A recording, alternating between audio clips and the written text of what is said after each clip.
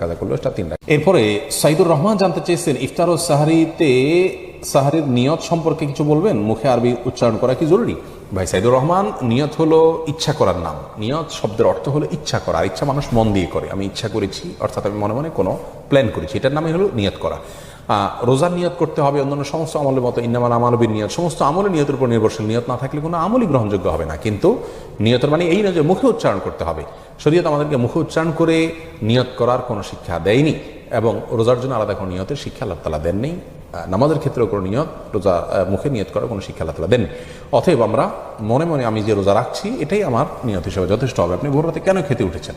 রোজা রাখার জন্য উঠেছেন, এর মানে হলো আপনার রোজা রাখার ইচ্ছা আছে, বাস নিয়ত আছে। আলাদা করে সেটাকে মুখে উচ্চারণ করা আর কোনো নির্দেশ ইসলাম আমাদেরকে দেয়নি, কোনো প্রয়োজন নেই।